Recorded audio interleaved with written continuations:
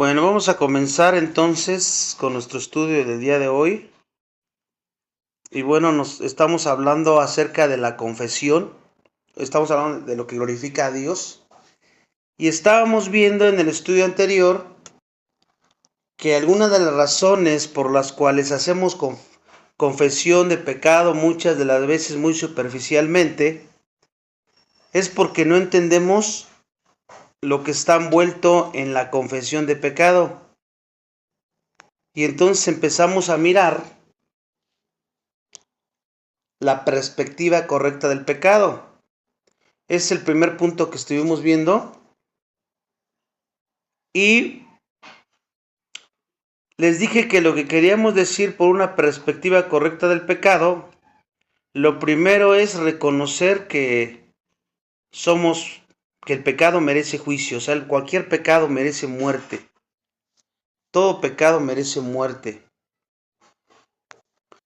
El punto número 2 con respecto al pecado es que tenemos que reconocer de que el pecado exige una purificación. El pecado exige una purificación. Entonces lo primero, porque es importante entender esta doctrina del pecado, que merece juicio y que necesita una purificación. Y número 3, tenemos que entender,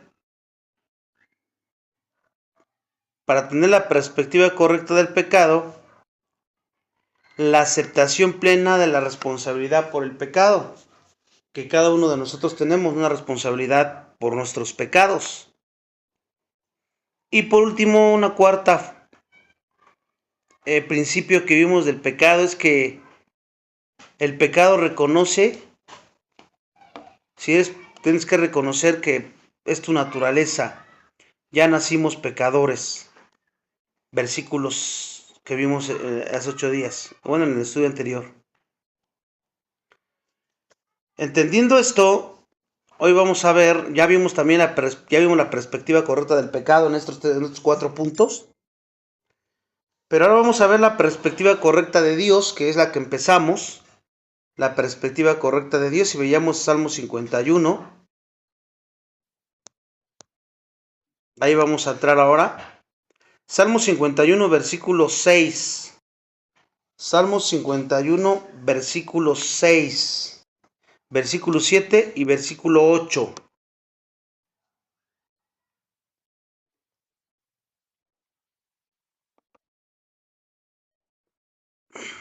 ¿A quién le tocó?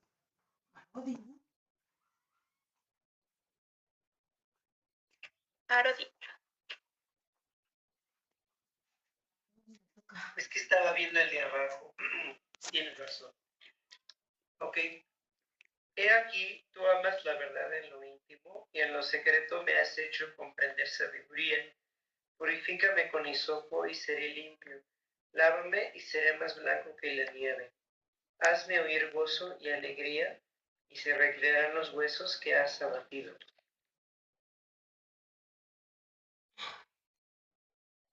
Ok, leíste versículos 6, 7 y 8. Ok. Ok, entonces estamos viendo la perspectiva correcta del pecado en nosotros los hombres, que tenemos que tener una perspectiva correcta. Todos pecamos, el pecado es contra Dios, necesita una purificación y ser responsables por nuestro pecado. Pero aquí vemos una perspectiva correcta de Dios. ¿Y eso qué significa? Que la verdadera confesión no exige que solamente tengas una perspectiva correcta del pecado, como vimos anteriormente, sino también exige la perspectiva correcta de Dios. Y ahí en ese salmo que me leyeron, David cita varios atributos y características de Dios. Él hace aplicaciones prácticas partiendo de esos atributos. Por ejemplo, la santidad de Dios exige verdad en el íntimo, que es el versículo 6. Y esto deja entender que Dios no se preocupa con el comportamiento exterior. Dios no se preocupa con el comportamiento exterior. No, o sea, para Dios lo más importante es el interior, el comportamiento interior. Algunas personas intentan hacer juegos con Dios a través de rituales religiosos solamente externos, donde externamente pues aparentemente se ven muy bien, que van caminando en piedad y que todo va bien. Pero internamente pues no hay pecado ahí, no arrepentido, no haces responsable, no confesado. Y por eso intentan hacer juegos con Dios. Y Dios nos impresiona con eso, porque Dios mira por dentro en el corazón lo que hay en el corazón.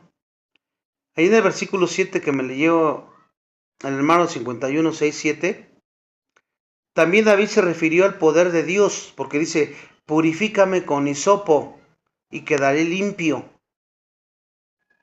Purifícame con hisopo y quedaré limpio. O sea que David expresó su confianza en el poder de Dios para acabar con el pecado, porque sabía que él en sus fuerzas no podía hacerlo. Algunos creyentes o algunos de nosotros no creemos que Dios pueda cambiar nuestros hábitos pecaminosos. Pero Él puede, y debemos creer que Él puede. Pero obviamente eso exige confianza en el poder de Dios para que yo sea transformado y haciendo lo que hemos estado viendo a lo largo de estos estudios. ¿Cuántas veces fallamos en que nos entregamos totalmente a Él para victoria? Quieres entregarte, prometes, ya no lo voy a volver a hacer, y vuelves a caer en lo mismo, y otra vez en lo mismo, y otra vez. Después de santidad y poder, David también reconoció otra cosa muy importante en el versículo 8. Hazme oír gozo y alegría, y se recrearán los huesos que has abatido, dice el versículo 8. Eso es importante también que lo entendamos, porque miren, a veces ustedes me pueden escuchar a mí de una forma tal vez muy regañona, de una forma tal vez muy directa, e incluso pareciera que estoy enojado cuando estoy predicando, cuando estoy enseñando la Biblia. Pero la realidad es que, como estamos viendo aquí, dice, hazme oír gozo y alegría, y se recrearán los huesos que has abatido. Dios había abatido a David a un grado que él estaba humillado completamente. Y a veces muchos pastores tienen que quebrantar la pierna de un cordero rebelde, por decirlo así, y entonces cargarlo junto a ellos hasta que el hueso sane completamente. Después de eso la oveja seguirá bien cerca, por donde sea que vaya el pastor. Hablando del pastor de pastores que es Jesucristo, ¿no? Porque el anhelo, bueno, regresando en mi ejemplo que estoy poniendo en mí, a veces soy tan apasionado tal vez que tratara yo de que hicieran caso a lo que digo, pero porque el anhelo de mi corazón es que ustedes crezcan, que crezcamos juntos, que andemos en el Espíritu juntos y que juntos podamos servir al Señor de una forma que le glorifique, porque ese es el propósito. David entendía eso. Señor, mis huesos de la pierna fueron quebrados, pero ahora estoy pronto a seguirte. Pudiera haber dicho eso David con el texto que me leyeron. Entonces, para destrozar el orgullo de una persona no es fácil. De hecho, ningún poder humano puede hacer eso. Hay veces que puedes confrontar a una persona en su pecado y aún así no reconocer nada. Pero hay otras veces que pudiera ser que sí, porque es el Espíritu quien convence y quien redarguye y quien te hace que te des cuenta de tu pecado a través de la palabra. Y hay quienes probablemente les guste que les hablen más suavecito, más así con pincitas para que entiendas. Pero hay otros que tal vez necesitamos que nos confronten fuerte y directo para que despertemos de ese letargo de que pudiéramos estar espiritualmente Y entonces, pues Dios usa todos los caracteres de todas las personas, ¿no? Que los maestros, los pastores, para tratar con su pueblo. Ahora, otro aspecto de la perspectiva correcta de Dios también es de su perdón. Su perdón. David sabía que Dios es un Dios de perdón y que podría perdonar y perdonaría el pecado, pero solamente aquel que se hace responsable de su pecado, que reconoce su pecado y que va humillado ante su presencia, reconociendo que ha faltado a Dios y que no puede él solo, y entonces clama por la ayuda de Dios, arrepentido de su pecado, y Dios perdona el pecado. Entonces aquí vemos ya estamos hablando del pecado, recuerden, la perspectiva correcta del pecado, de la confesión de pecado, y la perspectiva correcta de Dios con el pecado y con el pecador en este aspecto. Y ahora vamos a ver la perspectiva correcta de sí mismo. La perspectiva correcta de sí mismo. ¿Por qué?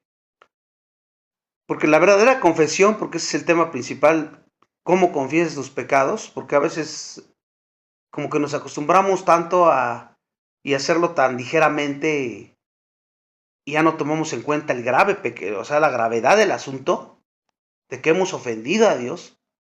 Y es cuando nos damos la suave, por decirlo así, pensamos que no pasa nada. Y eso es tremendo, es algo terrible que el cristiano llegue a caer en ese estado de conformidad, porque el pecado es completamente terrible. Entonces, la verdadera confesión exige una perspectiva correcta del pecado, como ya vimos, pero también una perspectiva correcta de Dios.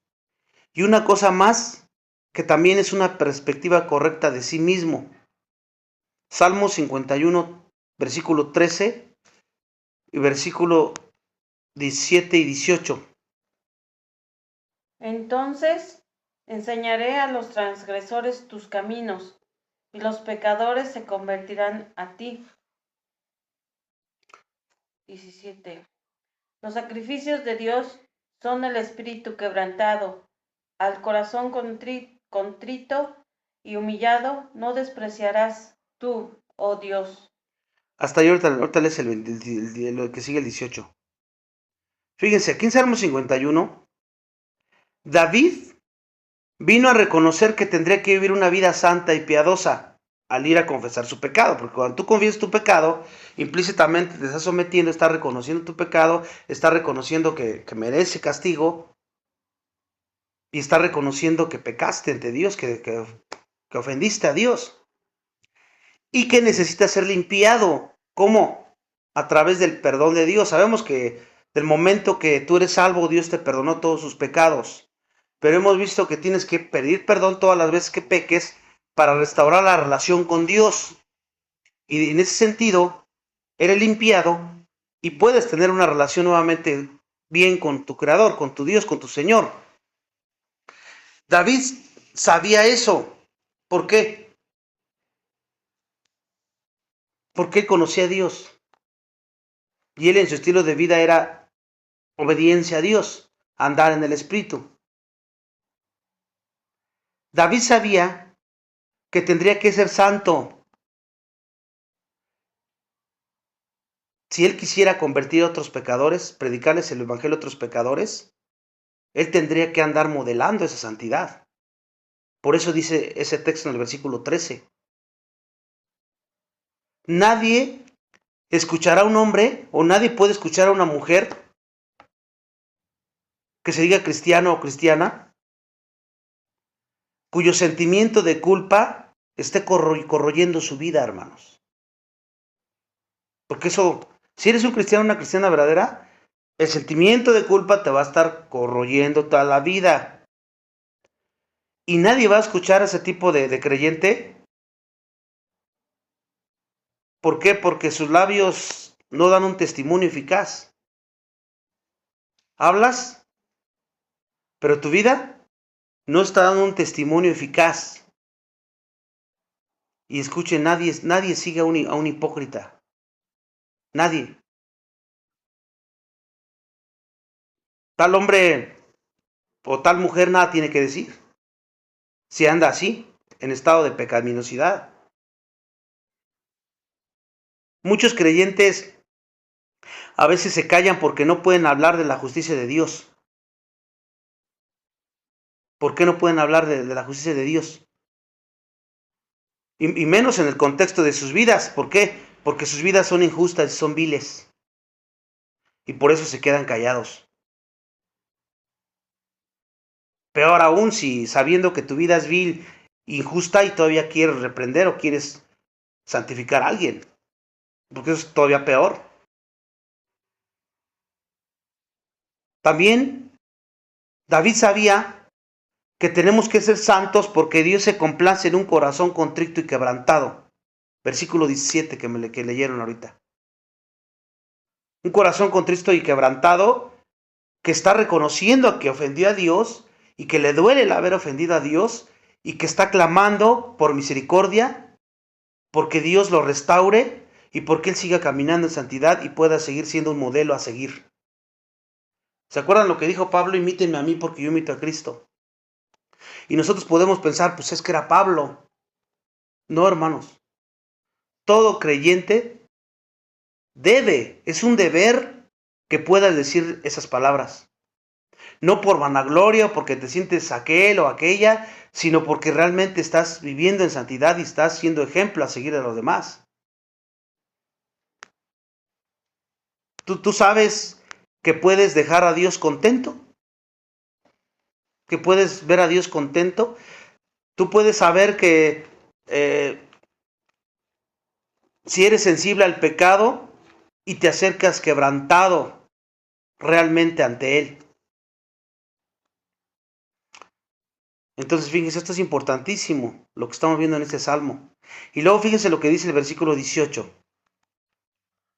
Haz bien con tu benevolencia a Sión, edifica los muros de Jerusalén. Tenemos que ser santos por amor a los santos también. Aquí en el versículo 18, David, ¿por quién está orando? Por otros. Primero le está orando para él, para que Dios lo limpie, para que Dios lo restaure, para que él le vuelva al gozo de la salvación. Y después dice, ¿por qué? Porque yo tengo que ser santo,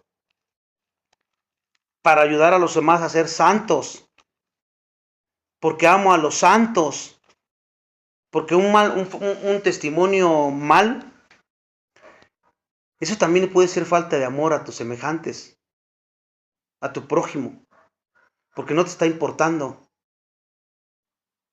No tanto cómo te estás viendo tú, sino cómo estás desprestigiando a aquel a quien dices que sigues y a quien dices que es tu Señor y tu Salvador. Entonces, fíjense, David estaba envuelto en el terreno de la oración y viviendo en santidad, arrepintiéndose de su pecado, y entonces solamente así puedes interceder por los demás. David lo sabía. Entonces, ¿qué es lo que hago cuando voy a orar? Lo primero que tienes que hacer es examinarte y pedir perdón por tus pecados. Para que puedas levantar, Dios te levante y puedas seguir utilizándote y puedas seguir caminando como Él quiere. Y entonces puedas hacer oraciones evangelísticas, tus peticiones y lo demás, conforme a su voluntad, como lo hemos estado viendo. Pero David sabía que no podría hacer esto, por eso lo dice eso ahí en esos textos que estamos leyendo. No podría hacer eso hasta el punto de que él estuviera nuevamente caminando en pureza de su vida, en santidad de su vida. Por eso es que es importante entender todo lo que hemos estado viendo. No nada más trata de yo sirvo y ya, o yo oro por los demás y ya. Hay que ver en qué motivo o qué es lo que hay en tu corazón, porque Dios lo que mira es el corazón, para que lo que tú estés mostrando externamente sea producto de la pureza que hay en tu corazón. Entonces lo de adentro se muestra externamente. Entonces, resumiendo, la verdadera confesión, que acuérdense es el tema principal, ¿cómo puedes hacer una verdadera confesión? Hemos visto los pasos a seguir y la forma correcta. La verdadera confesión ocurre solo cuando se ve verdaderamente a Dios. Cuando realmente ves verdaderamente a Dios como Él es, por quién es Él, tienes un alto concepto de Dios, santo, santo, santo, y cuando se ve el pecado como realmente es, abominable para Dios, cualquier pecado, todo pecado es abominable ante Dios. Y cuando te ves a ti mismo como eres realmente, eso te va a ayudar a llevar una verdadera confesión. Porque a veces, la realidad es que a veces nos tenemos en una estima muy alta. Pensando, ya sé tanto de la Biblia, sirvo en la iglesia, y pensando que, cuando realmente, pues no estamos haciendo las cosas como deberíamos hacerlas. Ahora, ¿por qué confesar? ¿Por qué confesar nuestro pecado? Bueno, primero hay que acabar con las ideas erróneas que algunas personas tienen en cuanto a la cuestión de la confesión. La confesión incluye concordar con Dios, como ya vimos, estás concordando con Él, de que el pecado es terrible, que necesita purificación y que necesitas perdón y serte responsable por el pecado. Te arrepientes, eso te lleva a la tristeza por tu pecado, y eso quiere decir que tenemos, aquí podríamos preguntar, ¿eso quiere decir que tenemos que implorarle perdón a Dios? Bueno, ya les dije que la respuesta aquí sería no, y un no enfático. ¿Por qué no? Porque acuérdense, Dios ya perdonó tus pecados pasados, presentes y futuros en el momento en que tú fuiste salvo o fuiste salva. Jesucristo cargó todos los pecados de cada uno de nosotros de esa manera. Entonces, aquí no estamos hablando de la cuestión del perdón cuando estamos hablando de que confiese los pecados. Pero te vuelvo a decir, entonces, ¿para qué los confiesas si ya el perdón ya está? El perdón aconteció en la cruz. Primera de Juan 2:12. Primera de Juan 2:12. Os escribo a vosotros, hijitos, porque vuestros pecados os han sido perdonados por su nombre. Entonces ya aconteció el perdón para todo creyente en la cruz. ¿Y cómo podríamos parafrasear esto que me acaba de leer la hermana? Bueno, os escribo a vosotros, hijitos, porque vuestros pecados han sido perdonados por su nombre. ¿Eso qué significa, hermanos? Que tú y yo, si eres creyente verdadero, no tienes ningún pecado no perdonado. Ninguno. Todos ya han sido perdonados en la cruz en el momento de creer. Y ni tú ni yo tenemos, si eres cristiano o cristiana, no necesitas perdón de Dios. Porque no existe pecado no perdonado en la vida del creyente. Vamos a ver otra cita, Colosenses 2:13. Colosenses 2:13.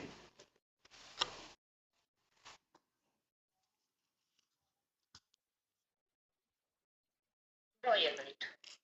Colosenses 2:13. Y a vosotros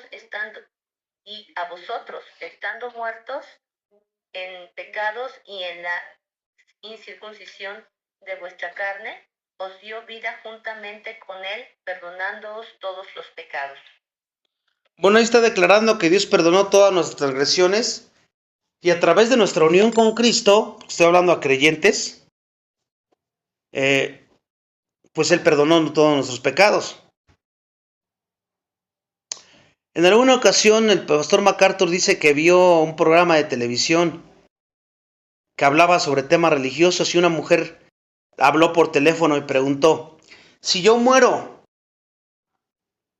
o que venga el arrebatamiento antes de que yo tenga la oportunidad de confesar todos mis pecados, ¿qué me va a pasar? ¿Soy creyente?, preguntó ella. Y el pastor dijo: la señora irá hacia el infierno. Así le contestó el pastor. Y la respuesta es que esa persona estaba equivocada, porque según los textos que acabamos de ver, todos los pecados del creyente ya fueron perdonados, porque eso ocurrió en la cruz. Entendiendo esto, también es importante aclarar que, y por eso puedo pecar todo lo que quiera y al fin ya Dios me perdonó. No estoy diciendo eso. Jamás he dicho eso. Que tú sepas que Dios te perdonó todos tus pecados, lo menos que vas a hacer por gratitud y por amor a Dios es querer ofender a aquel que en la cruz, Él cargó tus pecados y mis pecados. Entonces hay que entender eso también. La gracia no es licencia para que peques, sino es para que andes en la justicia. Por eso hay tanto mandamiento y hablando de la santidad y la confesión de pecados, todo esto. Entendiendo eso, entonces el por qué tienes que confesar tus pecados, vamos a analizar eso. Aquí vamos a entrar como en un mar fuerte, así que agárrate y quédate firme. Agárrate y quédate firme. Tenemos que encarar 3 palabras importantísimas quitadas del texto. Primera de Juan 1:5 y Primera de Juan 2:2. Ok, este es el mensaje que hemos oído de Él y os anunciamos. Dios es luz y no hay ningunas tinieblas en Él. Y Él es la propiciación por nuestros pecados, y no solamente por los nuestros, sino también por los de todo el mundo.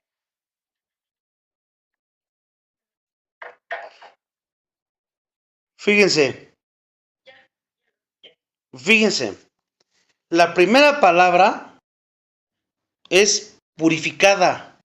Dice: si andamos en la luz como Él está en luz, tenemos comunión los unos con los otros y la sangre de Jesús, su Hijo, nos purifica de todo pecado. Vamos a ahí el versículo, ese es el 1:7, Primera de Juan 1:7 más adelantito, que ya lo leí. Ahí para que ustedes me vayan siguiendo, que dice: si andamos en la luz, como Él está en la luz, tenemos comunión unos con los otros, y la sangre de Jesús, su Hijo, nos purifica de todo pecado. Aquí es una descripción fantástica del creyente, porque que la palabra andemos está en el presente del subjetivo. Esto significa una acción continua y habitual en el índice de tu carácter. Porque está diciendo: si andamos en la luz, como Él está en luz, tenemos comunión los unos con los otros y nos limpia de todo pecado Él. Pero la palabra clave es arriba en el versículo 7, donde dice: si andamos.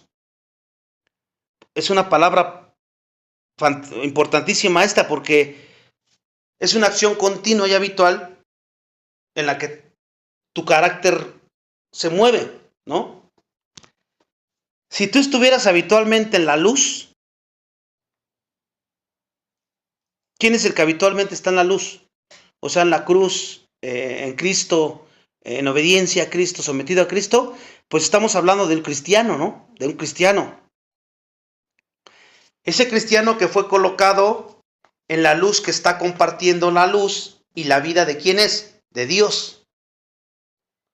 La luz y la vida de Dios. Si tú estuvieras en Él, porque estamos en Cristo, el bautismo del Espíritu Santo, ¿se acuerdan que ocurre en el momento de creer, donde el Espíritu Santo te da vida y te pasa de las tinieblas a la luz admirable? Por decirlo así, te injerta en la iglesia, en el cuerpo de Cristo.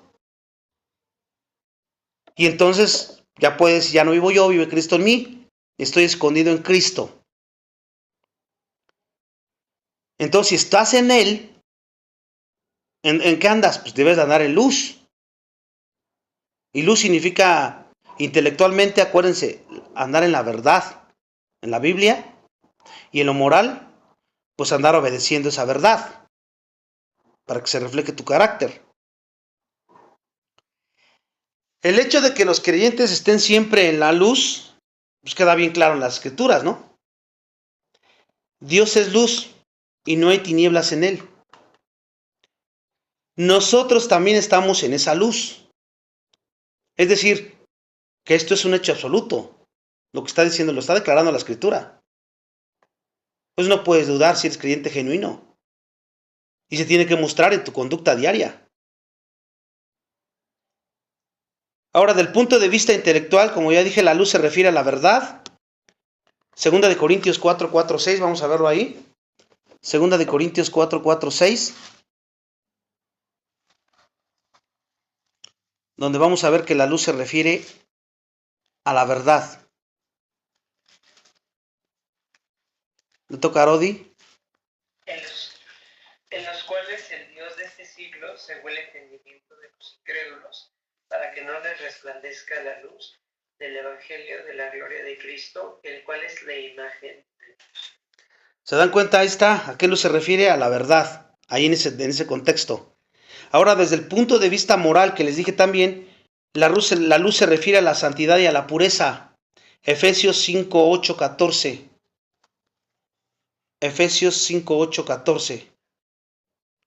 Porque en otro tiempo éramos tinieblas, mas ahora sois luz en el Señor. Andad como hijos de luz, porque el fruto del Espíritu es toda bondad, justicia y verdad, comprobando lo que es agradable al Señor. Y no participéis en las obras infructuosas de las tinieblas, sino más bien reprenderlas, porque vergonzoso es aún hablar de lo que ellos hacen en secreto. Mas todas las cosas, cuando son puestas en evidencia por la luz, son hechas manifiestas, porque la luz es lo que manifiesta todo. Por lo cual dice: despiértate, tú que duermes, y levántate de los muertos, y te alumbrará Cristo. Bueno, ahí estamos viendo el punto de vista moral. Si andas en la verdad, te va a llevar a santidad y a pureza. Guardas la palabra y después la vas a vivir. Dios es verdad y santidad y ninguna mentira. Es lo que hemos estado viendo. Ningún pecado lo asusta a Dios, porque Él es santidad y Él no miente. Y si nosotros estamos en Él, porque la Biblia dice que estamos en Él, esto es un pensamiento maravilloso, porque estamos andando en la luz, tenemos comunión los unos con los otros. Pero fíjense, aquí donde dice los unos con los otros, no se está refiriendo a los otros creyentes, se está refiriendo a Dios en esa parte. Tenemos comunión los unos con los otros, Dios con nosotros y nosotros con Él.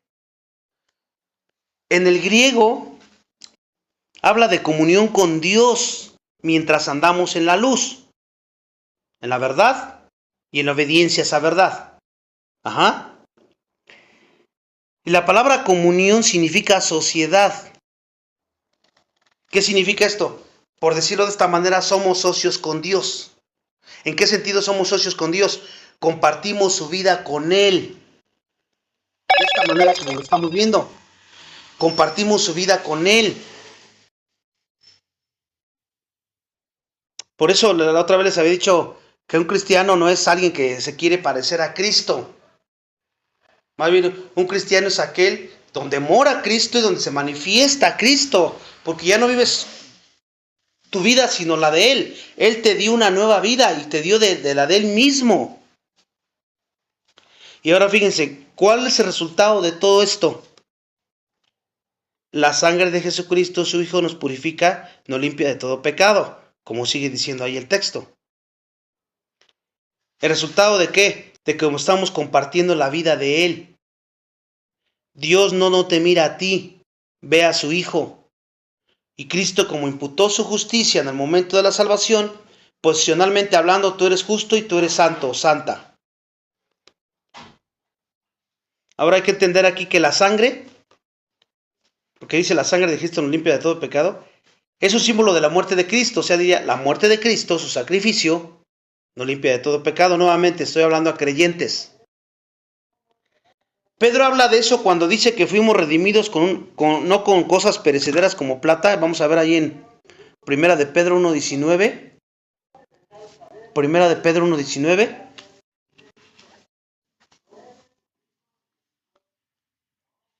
Sino con la sangre preciosa de Cristo, como de un cordero sin mancha y sin contaminación. Ok, ahí estamos viendo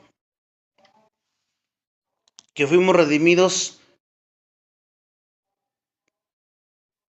de esa manera, sino con la preciosa sangre como de cordero, sin defecto y sin mancha, la sangre de Cristo. Entonces estamos viendo que la sangre, no hablando de la pura sangre de Cristo, sino está hablando de todo su sacrificio.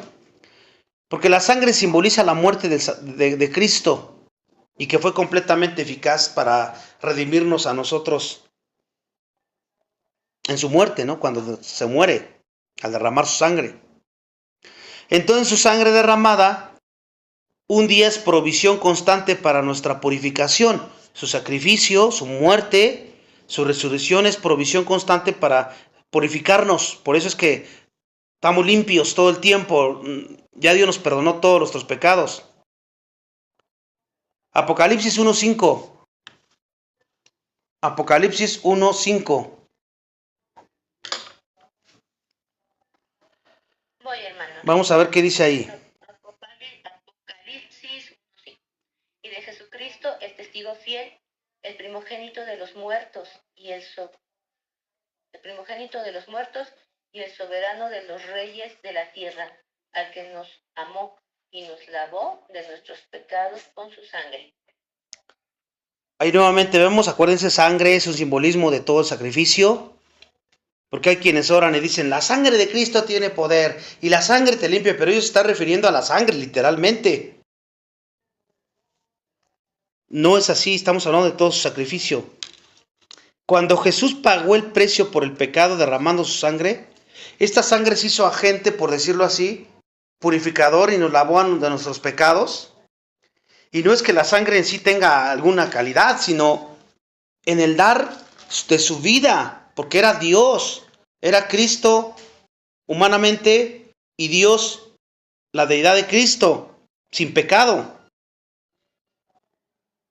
Jesús pagó la penalidad del pecado y al dar de su vida es simbolizado por el derramamiento de su sangre en los textos que estamos viendo. Ahora, ¿hay alguna condición? ¿Hay alguna condición conectada a esta purificación? Pues sí. Sí hay una condición conectada a esta purificación. Porque el texto que leímos atrás dice que solamente podemos ser purificados si andamos en la luz. O sea, si eres creyente. Si Dios te ha regenerado, si tienes una nueva vida en Él. Entonces, está bien, por ejemplo, creyentes, si vosotros tomaran con arraigo el caminar en la luz, ustedes tendrían comunión y serán purificados. ¿Por qué? Porque estamos en la luz, andamos en luz. El versículo que hemos estado viendo que dice que debemos de andar en la luz. Y alguien podría objetar, y alguien podría decir, pues entonces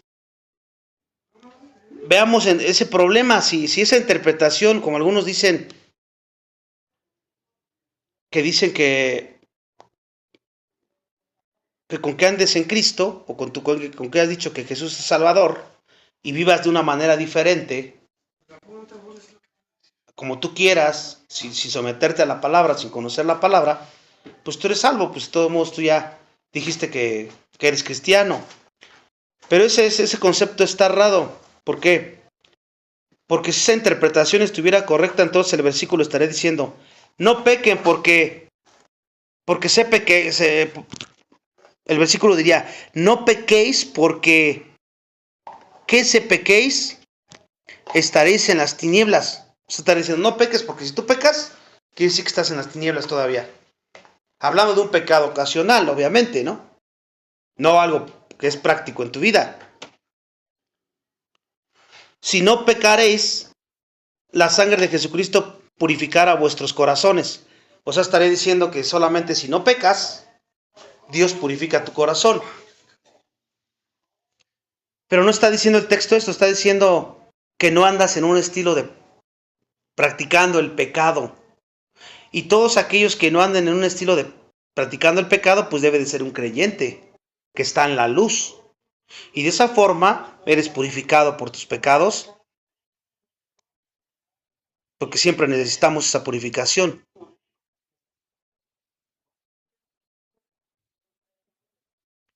Entonces la idea de que purificación y perdón son concedidos por aquellos que no pecan, como algunos dicen, está errada. Entonces este versículo lo que quiere decir también es que si usted y yo estamos andando en la luz de Dios,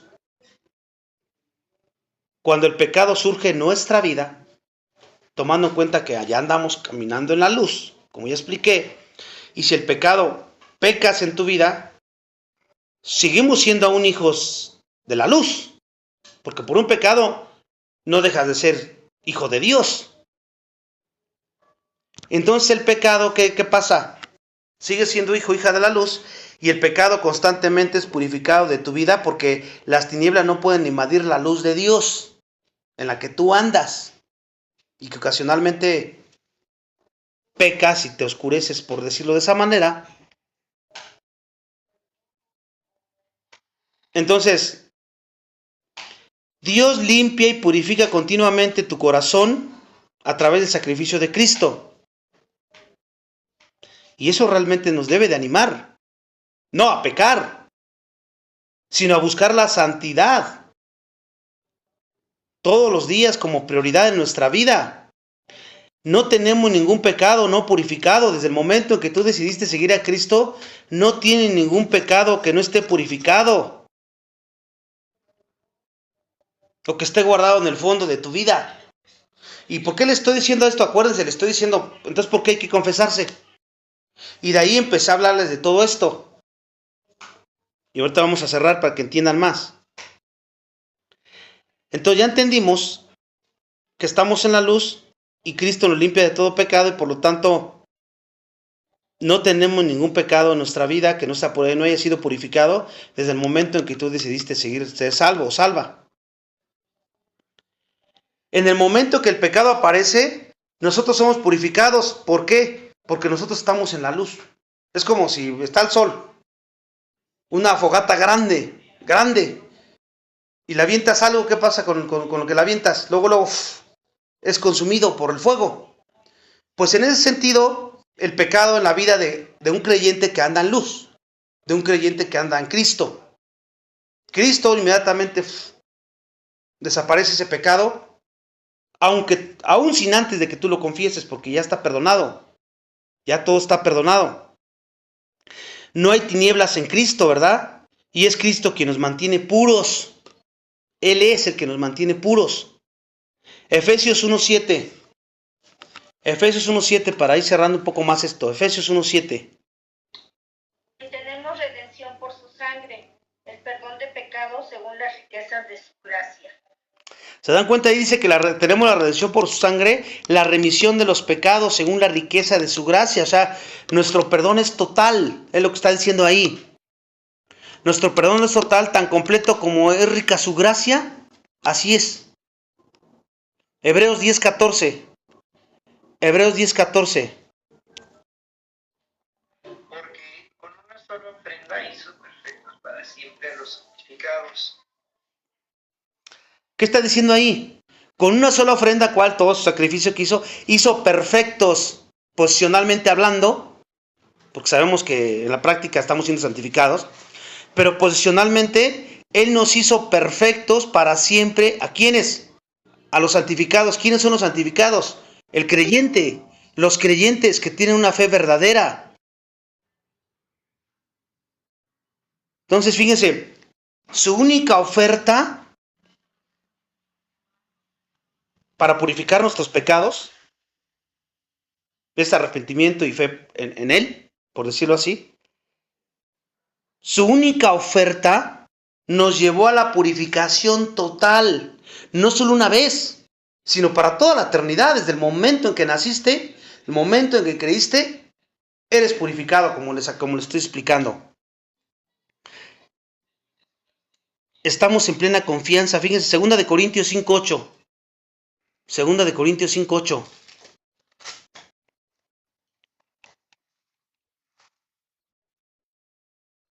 Pero confiamos y más quisiéramos estar ausentes del cuerpo y presentes al Señor. Pablo sabía esto. Pablo entendía claramente esta doctrina, esto que estamos viendo aquí. Fíjese, los creyentes, ya dije que estamos siempre en la luz, siempre en comunión con Él y siempre purificados. Eso es maravilloso. Si lo estás entendiendo, espero que lo estemos entendiendo todos, porque esto es maravilloso y quiero darte una idea de cómo esto funciona, para que sigamos entendiendo más. La ocasión en que Jesús lavó los pies de los discípulos, ¿qué dijo? Juan 13:10. Juan 13:10.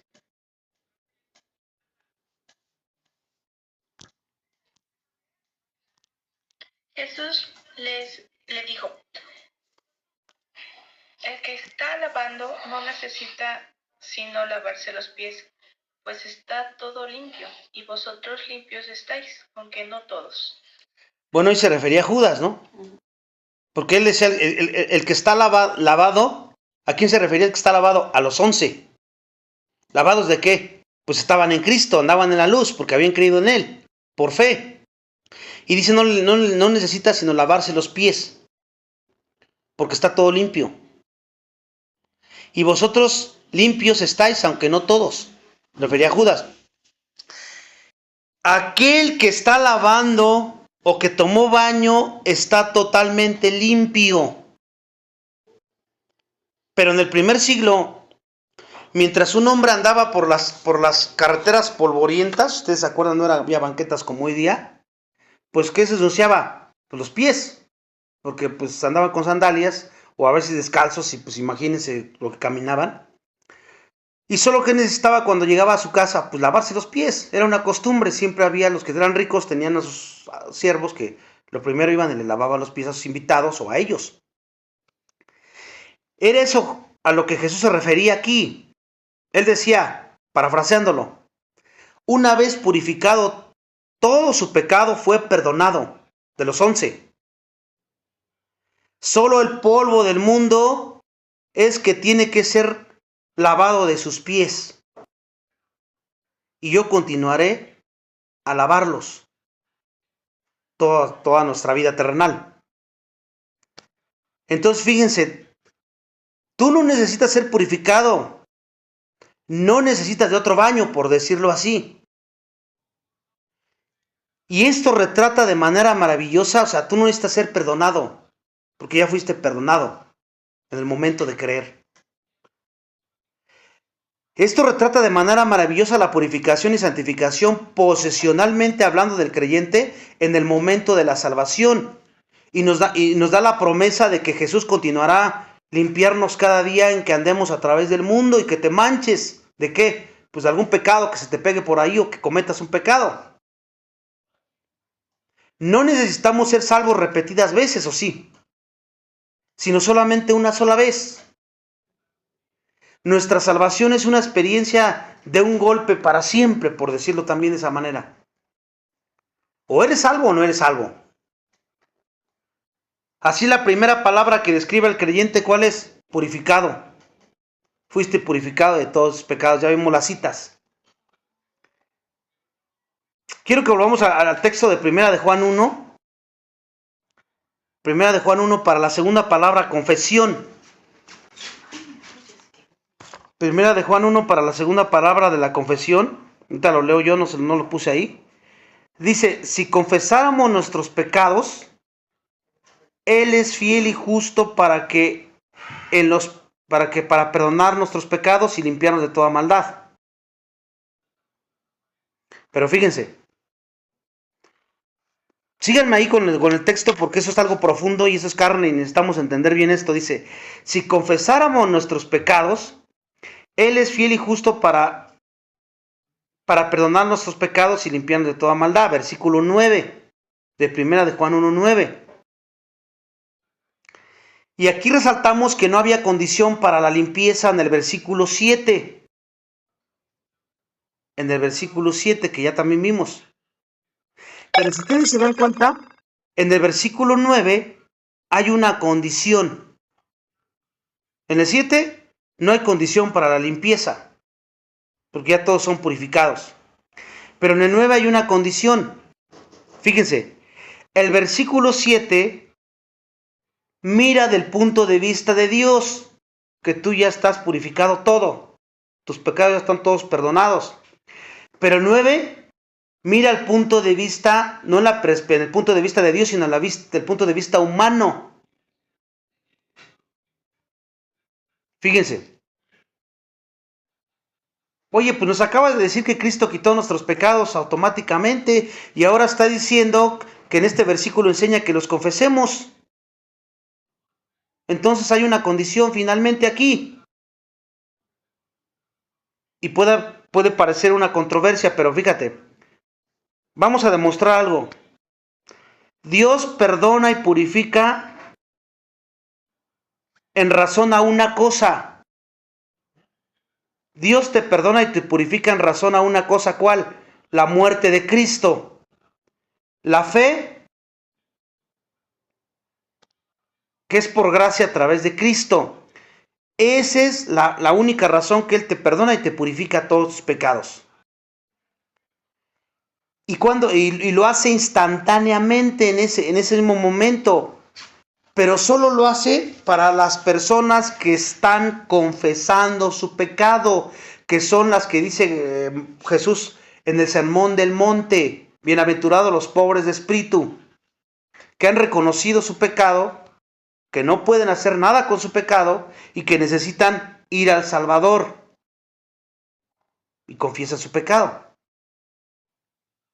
Podemos leerlo de esta manera. Si estuviéramos confesando nuestros pecados, Él es fiel para perdonarlos, parafraseándolo de otra manera. ¿Quién está confesando ahí? Los creyentes, ¿no? O sea, tú eres el que tienes que ir a confesar tu pecado. El versículo no está diciendo, confiesa, si no ya no te perdono. No está diciendo eso el versículo. El texto dice que Dios constantemente, habitualmente y siempre purifica los pecados de los que confiesan. Esta es solo otra definición del creyente también. Estamos solamente alguien que un creyente se arrepintió de su pecado en el momento de creer y confesó todos sus pecados en el momento de creer, pero obviamente como no somos perfectos en este cuerpo vas a seguir manchándote los pies. Y vas a tener que seguir limpiándote los pies, confesando tu pecado. Entonces, un creyente es alguien que concuerda con Dios que es pecador. Ya también lo vimos. Así los que admiten que son pecadores son los que están siendo purificados. Entonces, ¿verdad? No cualquiera, sino solamente los que confiesan que son pecadores y que se están arrepintiendo de su pecado. Fiel y justo. Dice que Él es fiel y justo ahí en ese versículo. Note que este versículo dice que Dios es fiel en ese perdón. Estamos viendo primera de Juan 1:9. Él dice que Dios es justo en ese perdón, dice ahí. ¿Por qué? Porque Él es un Dios fiel. Eso es también importantísimo. Entonces, fíjense, fiel y justo, Él es fiel en perdonar, Él es fiel porque prometió que sería de esa manera. Vamos a ver qué dice Proverbios 28:13, ya parece que estamos cerrando el estudio. Proverbios 28:13.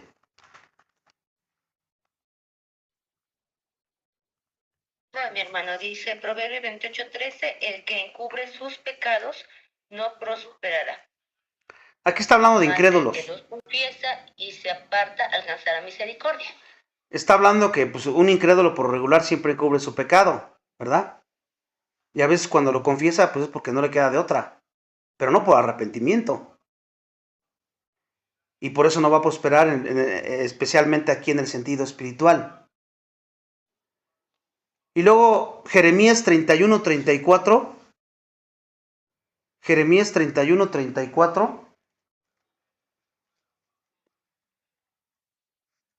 Dice, y no enseñará más ninguno a su prójimo, ni ninguno diciendo, conoce a Jehová, porque todos me conocerán, desde el más pequeño de ellos hasta el más grande, dice Jehová, porque perdonaré la maldad de ellos, y no me acordaré más de su pecado. ¿Se dan cuenta? Están las promesas que él mismo prometió en cuanto a esto. Pero regresando a nuestro texto, dice también que Dios es justo en hacerlo. ¿Cómo es posible que Dios sea justo para perdonar el pecado? Pues porque Jesucristo pagó la penalidad.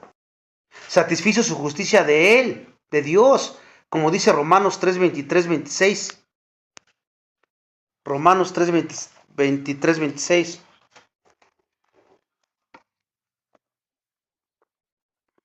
Sí. Por cuanto todos pecaron y están destituidos de la gloria de Dios. La justicia, siendo justificados gratuitamente por su gracia, mediante la redención que es en Cristo Jesús, a quien Dios puso como propiciación por medio de la fe en su sangre, para manifestar su justicia, a causa de haber pasado por alto en su paciencia los pecados pasados, con la mira de manifestar en este tiempo su justicia, a fin de que Él sea el justo y el que justifica al que es de la fe de Jesús. Fíjense, ahí no dice que el Señor fue crucificado a fin de demostrar la justicia de Dios, para que supiéramos que Dios fue justo a través de verlo crucificado, y que los justificados somos los que creen en Jesús. No está diciendo eso. Frecuentemente, para aclarar un poquito más este punto, regresamos a 1 de Juan 1:9, que es el que estamos checando aquí. 1 de Juan 1:9. Si confesamos nuestros pecados, Él es fiel y justo para perdonar nuestros pecados y limpiarnos de toda maldad. ¿Por qué le está diciendo, si tú confiesas los pecados, yo cumplo lo que dije? ¿De qué? De perdonar tu pecado el momento en que fuiste salvo. ¿Por qué? Porque estamos hablando de creyentes, de personas que reconocieron su pecado y que constantemente se están lavando los pies, por decirlo de esa manera.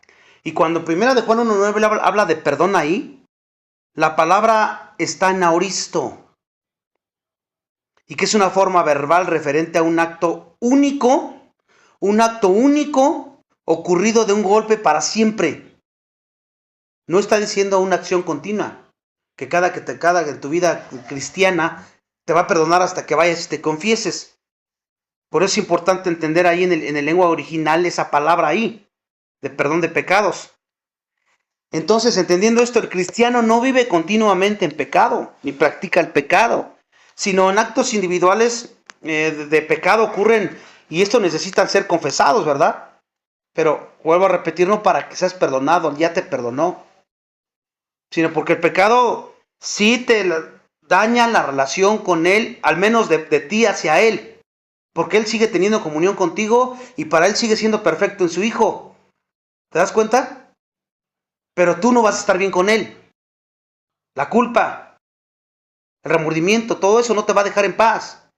En ese sentido tienes que ir a lavarte los pies ante Él. Es como una relación con tus padres.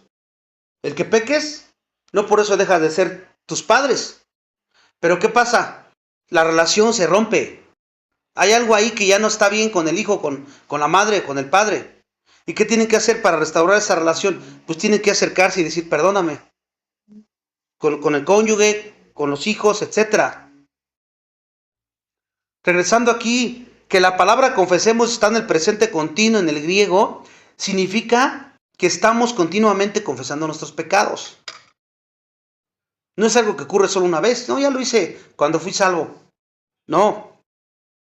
Nosotros tenemos que confesar continua y habitualmente. Dios va a continuar perdonando los pecados que estemos confesando, porque Él perdona a quienes concuerdan con Él sobre su condición pecaminosa, creyentes que tienen la vida de Cristo y que están viviendo en la luz. Así entonces, el hábito continuo de tu vida es reconocer ante Dios que eres pecador y que pecas. Y tratas de buscar la santidad lo más que se pueda en tu capacidad como humano, dependiendo siempre del poder del Espíritu Santo. Y el hacerlo, la persona que confiesa su pecado se muestra como alguien que está siendo perdonado, un verdadero cristiano, en contraste con el no cristiano, cuyo hábito es negar que haya pecado. Por último, para terminar, te puedo ilustrar con una explicación de la palabra fe. Somos salvos ¿por qué? Por la fe, ¿no? Es correcto. Somos salvos por fe. Después de salvos, ¿será que tú puedes decir, voy a parar de creer? Sí puede decir, fuiste salvo por fe. ¿Y será que en algún momento diga, no, ya no quiero creer, voy a parar de tener fe? Pues obviamente no puedes hacer eso, ¿verdad? Si nuestra fe fuera real, pues va a continuar toda la vida. Y si no, pues que era una mentira, te estabas autoengañando. La creencia no es algo que acontece solo una vez. O sea, tienes que seguir creyendo toda tu vida y manteniéndote firme, pase lo que pase en la vida. La palabra creer está en tiempo presente y continuo también. Como cuando dice, perdonaré tus pecados. ¿Por qué? Porque si estás confesando tus pecados, das evidencia de que eres un creyente y por lo tanto yo cumplo mi palabra, diría Dios, por decirlo de esta manera, y estás perdonado. Porque en Cristo todos son perdonados tus pecados. Por eso les dije que no es una licencia para pecar, sino todo lo contrario. Entendiendo esto, es todo lo contrario. Así como continuamos arrepintiéndonos y confesando nuestros pecados, Dios igual continúa perdonando nuestros pecados, por decirlo en la forma humanamente hablando, porque Él ya lo hizo desde el momento en que creíste. Primera de Juan 5.1 y con este cerramos, ya se nos hizo tarde. Primera de Juan 5.1. Primera de Juan 5.1. Todo aquel que cree que Jesús es el Cristo es nacido de Dios, y todo aquel que ama al que engendró, ama también al que ha sido engendrado por él. Aquí parece estar hablando de algo que acontece una sola vez, porque dice todo aquel que cree que Jesús es Cristo es nacido de Dios. Habla de algo que ocurrió una vez y resultados continuos. Pero fíjense, realmente está hablando y parafraseándolo, quien continúa en creer, quien habitualmente cree, es eso lo que Jesús quería decir al declarar, si ustedes permanecen en mi palabra, serán verdaderamente mis discípulos, como dice Juan 8:31. ¿Se dan cuenta? Entonces, nuevamente, ¿quién es el que vence al mundo? Primera de Juan 5:5. Primera de Juan 5:5. ¿Quién tiene esa? La 5:1 ya la leí. No, primera de Juan 5:5.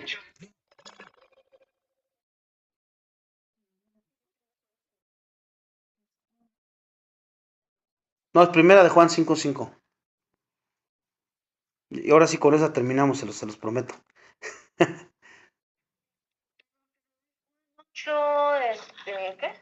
Sí, es cierto, es Juan. Juan 8:31. Bueno, lean esa y luego me leen la 5:5 también.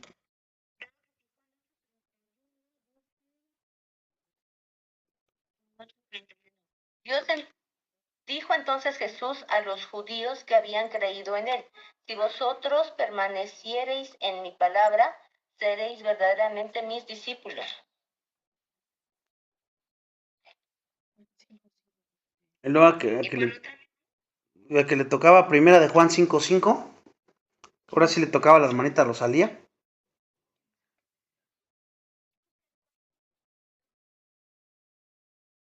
Sí, me equivoqué, hermanita. Es primera de Juan.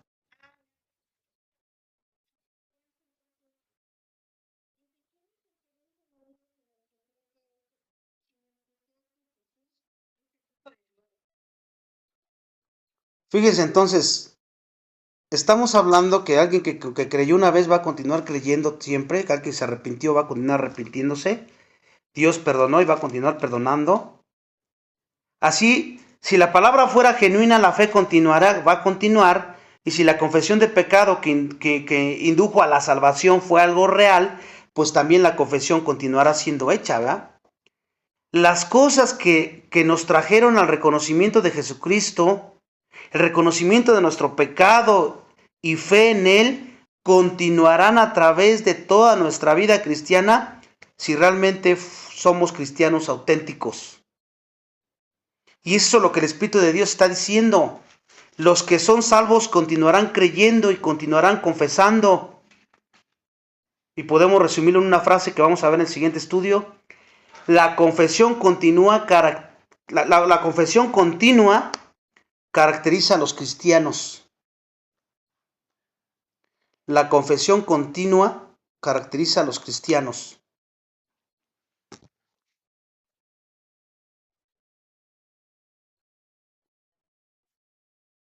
Entonces, a grandes rasgos entendimos el por qué te tienes que confesar, no para que te perdone, Dios ya te perdonó, Él continúa perdonando, Él prometió, hablando creyentes, y eso no te da licencia para que peques, sino todo lo contrario. Tienes que, si tu fe es verdadera, tienes que creer, tienes que arrepentirte para seguir lavándote los pies constantemente, para que de esa manera, pues tu relación con Dios se mantenga bien y puedas tú, pues no tener ningún obstáculo a las bendiciones espirituales que hay en Él. Entonces, vamos a orar. Padre, te damos gracias por la oportunidad que nos das de seguir aprendiendo de esto. Sabemos que es ya carne más sólida, carne más madura. Ayúdanos a poder entenderlo de la forma correcta y poder vivirlo también como debe de ser, porque esto nos ayuda a crecer, a madurar en estas cosas tan importantes, de entender el pecado, de entender tu santidad, y nos llevan a entender un poco más el Evangelio. Sabemos que en nuestra carne no podemos entender nada porque necesitamos de tu Espíritu Santo todo el tiempo para que Él nos ilumine y nos haga discernir todo esto. Gracias por darnos la oportunidad de exponerlo y exponernos a tu palabra para que podamos guardarla y de esta manera tú puedas ser glorificado en nuestra vida como hijos tuyos, como servidores tuyos. Oramos por nuestros hermanos que no están presentes el día de hoy para que tú los bendigas donde quiera que estén y sobre todo que les sigas dando hambre y sed de tu palabra para que ellos pues también sigan escuchando estos estudios y puedan seguir siendo transformados de gloria en gloria para que todos como grupo de alabanza podamos pues hacer un servicio que te agrade y que te haga sonreír. Y nosotros, pues al vivir de esta manera somos bendecidos grandemente, porque andamos en una vida espiritual estable y pues eso es por gracia. Que así sea y que sigamos predicando el Evangelio a todos los que no te conocen y ponemos en tus manos nuestra vida, que nos sigas llevando al arrepentimiento de nuestro pecado y que cada día te conozcamos más para que confesemos nuestros pecados de una forma cada vez más sincera y honesta y podamos seguir con nuestra relación contigo fiel. Todo para la gloria de tu nombre. Te pedimos todo esto en Cristo nuestro Señor. Amén.